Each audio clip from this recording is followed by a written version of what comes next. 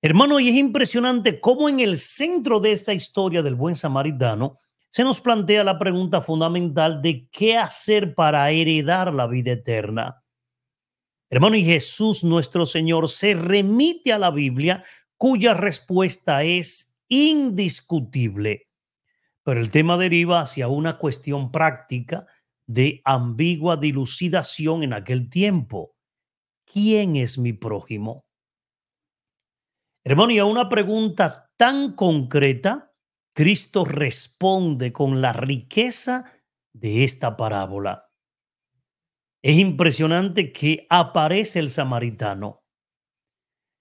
Hermano, que no se cuestiona hasta dónde llega su obligación de solidaridad, ni tampoco cuáles son los méritos necesarios para alcanzar la vida eterna. No se ha hecho la pregunta. Aquí ocurre algo muy diferente, hermano. A este samaritano se le rompe el corazón, abre el corazón y él mismo se convierte en prójimo por encima de cualquier consideración. Por eso aquí la pregunta cambia. No se está tratando de establecer quién sea o no sea mi prójimo entre los demás. Hermano, se trata de mí mismo. Por eso, Señor, en este día de hoy, ayúdame, Padre, a ser una persona que ama, a ser una persona de corazón abierto que se conmueve ante la necesidad del otro. Entonces encontraré a mi prójimo, o mejor dicho, será Él el que me encuentre a mí. Bendito, alabado y glorificado sea Dios. Yo pregunto, Norma, ¿usted cree que sea casualidad de esta parábola del buen samaritano en esta época? Un saludo para mi hermana Norma que me está deseando. Feliz aniversario, queridos. Mil bendiciones. Gracias, mi hermana querida del alma. Ayer, pues para mí fue una sorpresa. Fuimos a misa con el capellán de la Fuerza Aérea y le pedimos de que si él podía, pues darnos una bendición al final de la misa. Y el padre accedió no solamente a darnos una bendición, sino que en la oración de la colecta ofreció la misa por nosotros. eh, Luego oró por nosotros en público y al final nos llamó al frente y pues hizo una oración en la renovación de nuestro matrimonio para la gloria del Señor. Hermano, hay que meditar esta parábola. Es lo mismo que profundizar en la vida. Y al profundizar, descubrir en nuestra propia vida el llamado de Dios. Por eso estamos, acuérdate, en este largo viaje de Cristo, hermano, que va subiendo a Jerusalén. San Lucas capítulo 9, versículo 51 hasta el 19, 28. San Lucas nos ayuda a nosotros como comunidades de fe a comprender mejor en qué consiste la buena nueva del reino. Hermano, y lo está haciendo presentando a personas que vienen a hablar con Jesús, que le plantean preguntas. Eran preguntas reales de la gente al tiempo de Jesús y eran también preguntas reales de las comunidades del tiempo de San Lucas. Y eso es lo que tenemos en el Evangelio de hoy. Un doctor de la ley que le pregunta, Señor, ¿qué tengo que hacer para tener en herencia la vida eterna? Hermano, la respuesta, tanto del doctor como de Jesús, ayuda a comprender mejor cuál es el objetivo de la ley de Dios. ¿Qué tengo que hacer? San Lucas 10:25. Esa es una pregunta, hermano, que hay que plantearla. ¿Qué tengo yo que hacer para tener en herencia vida eterna? Hermano, mire el detalle, Gloria, Aníbal. Es un doctor que conoce la ley. Hermano, y quiere provocar la pregunta, ¿qué tengo que hacer para tener en herencia la vida eterna? O sea que este doctor, hermano, qué equivocado, piensa que tiene que hacer algo para poder heredar. ¿eh? Él quiere garantizarse la herencia por su propio esfuerzo, hermano, y está equivocado. Es una herencia que no se merece. Hermano, la herencia la recibimos simplemente por ser hijo o ser hija. No es que te la merezca. De esa misma manera dice Gálatas 4:7, ya no eres esclavo, sino hijo, y tuya es la herencia por gracia de Dios. Gálatas 4:7, hermano. Y como hijos, como hijas, no podemos hacer nada para merecer la herencia. Ahora, ¿que podemos perderla? Bueno, sí, la podemos perder. Y ante esta pregunta de este doctor de la ley, hermano, Cristo responde con una nueva pregunta. ¿Qué está escrito en la ley? Hermano, y el doctor de la ley le responde correctamente juntando dos frases de la ley y le dice: amarás al Señor tu Dios con todo tu corazón, con tu alma, con todas tus fuerzas y con toda tu mente, y a tu prójimo como a ti mismo. Hermano, la frase viene del Deuteronomio capítulo 6, versículo 5. Viene desde el Levítico 19:18. Hermano, y Cristo aprueba la respuesta y dice: haz esto y vivirás. O sea, lo importante, lo principal es amar a Dios. Hermano, pero Dios viene hasta mí en la persona del prójimo. Eso no lo podemos olvidar. El prójimo es la revelación de Dios para conmigo. Hermano, que se te note que realmente eres cristiano. Yo no sé para quién hoy es este mensaje. Si tú vas a misa, si tú quieres ganarte el cielo, hermano, tú antes de tomar una decisión, antes de actuar, tienes que pensar en tu prójimo. Por eso tengo que amar también a mi prójimo con todo mi corazón, amarlo con toda mi alma y amarlo con toda mi fuerza y con todo mi entendimiento. Ah, pero este doctor, hermano, no entiende. Señor, pero ¿y quién es mi prójimo? O sea, que este médico, este doctor de la ley quiere justificarse. Por eso plantea la pregunta: ¿y quién es mi prójimo? Hermano, qué bueno. Él quiere saber quién es su prójimo. ¿En qué prójimo Dios viene hasta mi vida? O sea, ¿cuál es la persona humana prójima a mí que es revelación de Dios para mí? Hazte la pregunta. Para los judíos la expresión prójimo, hermano, iba ligada al clan. Prójimo es mi familiar, prójimo es mi sangre. Es aquel que, hermano, aquel que no pertenece a mi clan, a mi grupito político, deportivo, social, ese no es mi prójimo.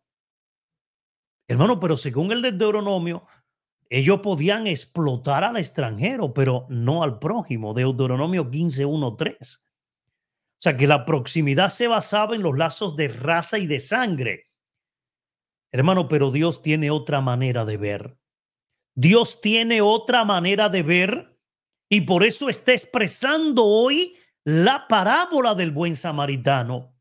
Ramón es mi prójimo, Nancy es mi prójimo, Griselda es mi prójimo.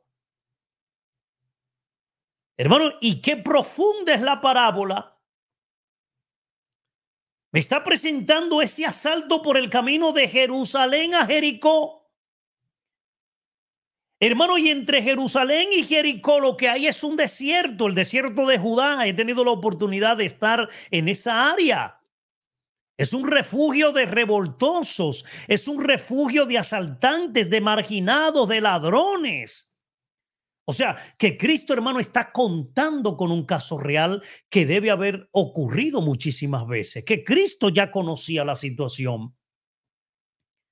Y comienza su parábola. Bajaba un hombre, hermano, vételo imaginando, de Jerusalén a Jericó, cae en manos de salteadores que después de despojarlo, después de darle una paliza, se van dejándolo medio muerto. Hermano, si tuviera la oportunidad de dividir esto utilizando las letras del abecedario, en el A pusiéramos precisamente a San Lucas capítulo 10, versículo 30. El asalto por el camino de Jerusalén a Jericó. En el B pondríamos San Lucas 10, 31-32. Pasó un sacerdote, pasa un levita. Hermano, qué casualidad. Qué casualidad, un sacerdote. Qué casualidad en esta parábola, hermano, y acto seguido, un levita. Hermano, Cristo está hablando de dos funcionarios del templo, dos personajes de la religión oficial. Hermano, y no es que no se dieron cuenta, dice Cristo, los dos vieron al hombre desangrándose, moribundo. Hermano, pero lo esquivan. Yo no tengo nada que ver con este. Yo no quiero nada, hermano, y pasan adelante. O sea que Cristo me está diciendo que no hicieron nada.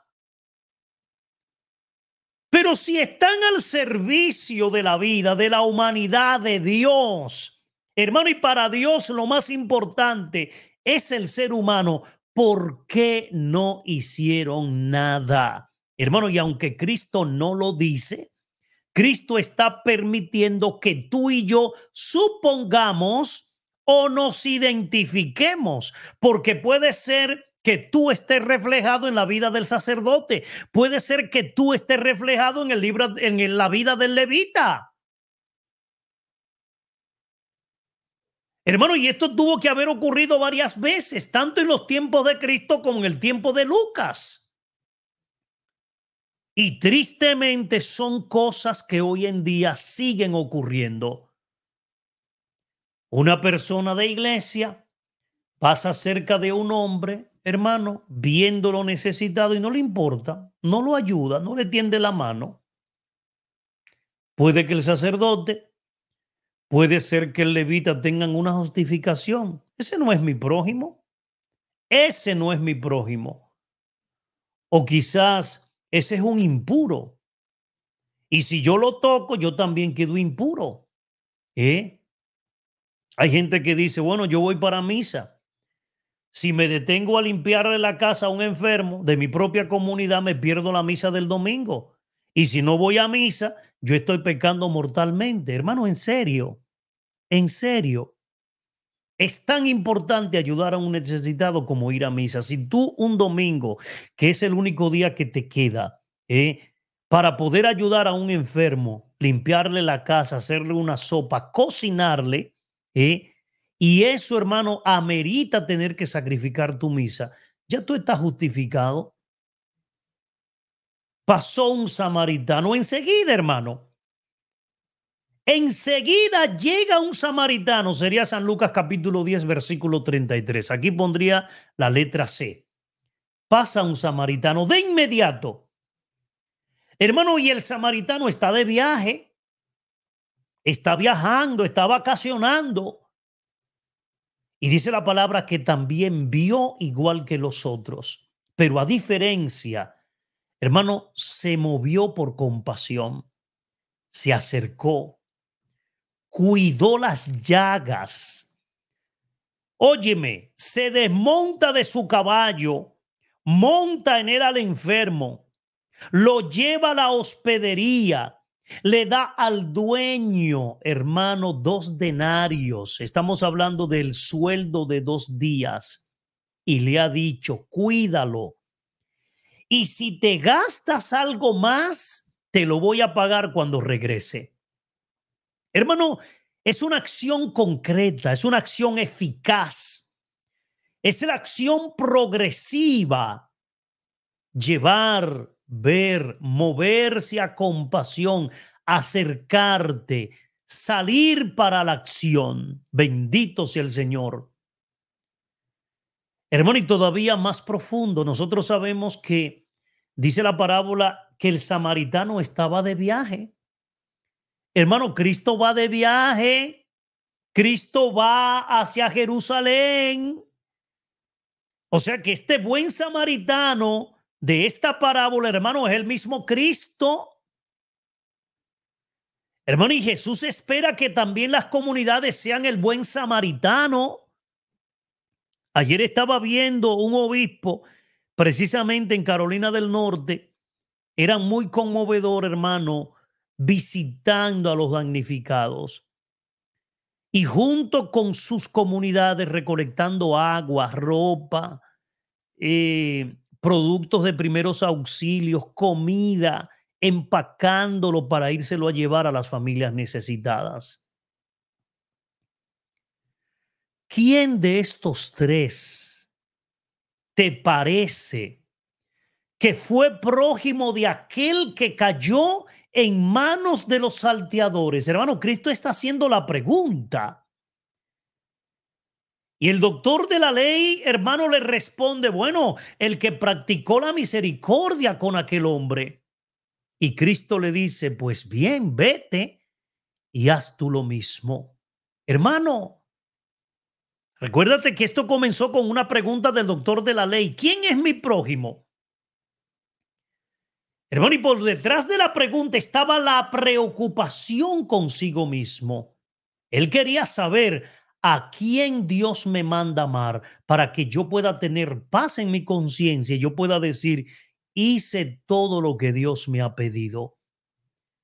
¿Quién de estos tres te parece a ti que fue prójimo de aquel hombre que cayó en manos de los salteadores?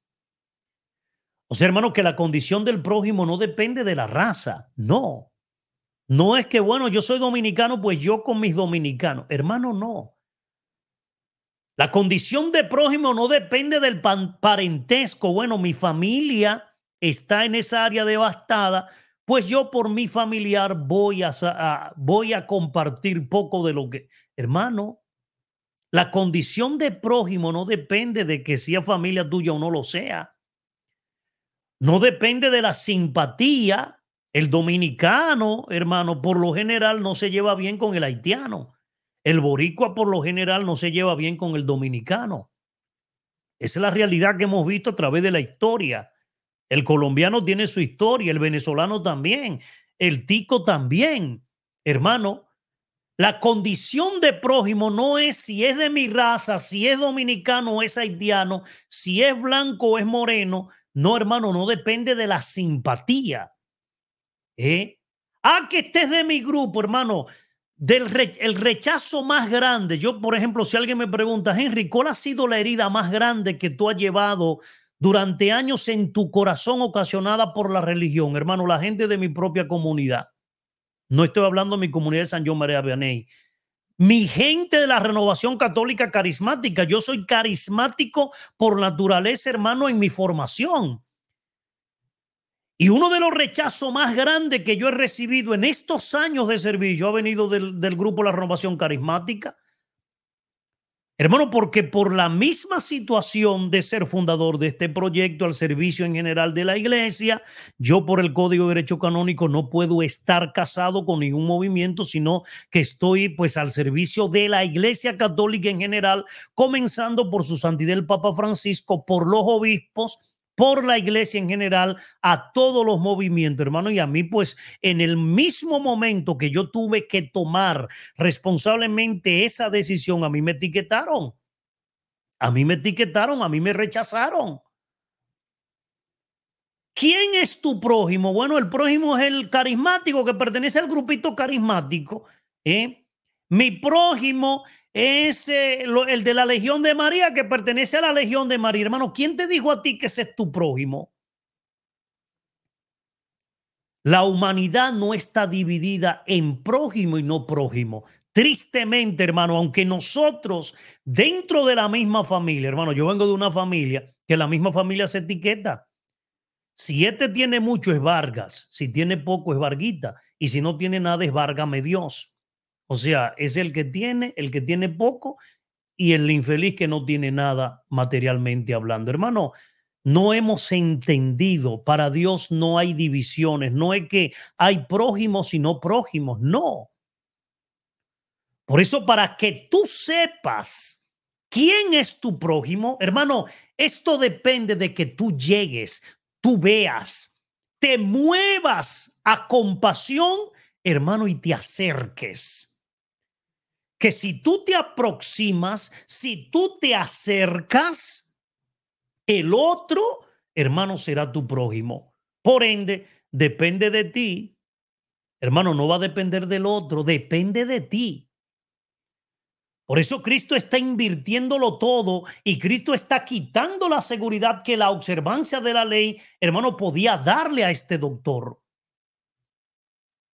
Y todavía más vergonzoso, hermano, Cristo está poniendo de ejemplo nada más y nada menos que a un samaritano. Oye, qué escándalo.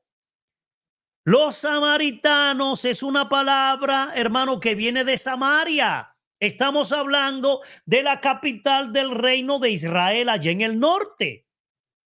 Aquí hay una historia. Después de la muerte del rey Salomón en el año 931 antes de Cristo, estas 10 tribus del norte se separan del reino de Judá en el sur y forman un reino independiente. Primera de Reyes, capítulo 12, versículo 1 al 33. Y entonces el reino del norte sobrevivió durante unos 200 años. En el 722 su territorio fue invadido por Asiria. Gran parte de su población fue deportada, Segunda de Reyes, capítulo 17, versículos 5 al 6, y gente de otros pueblos fue traída hacia Samaria, Segunda de Reyes 17, 24. Hermano, y allí hubo una mezcla de raza y por ende una mezcla de religión, Segunda de Reyes 17, 25, y de esa mezcla surgen los samaritanos. Entonces los judíos del sur, hermano, despreciaban, rechazaban, no querían nada que ver con los samaritanos porque lo consideraban infieles, los consideraban idólatras, adoradores de falsos dioses. Segunda de Reyes 17:34. Hermano, hay una historia detrás de todo esto. Y mira quién Cristo está tomando hoy de ejemplo. Habían muchas ideas preconcebidas contra los samaritanos, pero entre todo el samaritano era mal visto. Y de ellos se decía que tenían una doctrina equivocada, que esa gente idólatra no era parte del pueblo de Dios. Hermano, y algunos llegaban hasta el punto de decir que samaritano era cosa del diablo. Imagínate tú, San Juan capítulo 8, versículo 48. Muy probablemente la causa de ese odio no era solamente la raza y la religión. Hermano, era también problema político, era también asunto económico. Estaba enlazado con la posesión de la tierra. Y tristemente esa rivalidad, hermano, perduró hasta el tiempo de Jesús. Y escándalo. Cristo Jesús, hermano, hoy nos está poniendo de modelo para todos a un samaritano. Increíble, increíble, increíble. Dice San Pablo hoy en la carta a los Gálatas, primera lectura: no he recibido ni aprendido de hombre alguno el evangelio, sino por revelación de Jesucristo.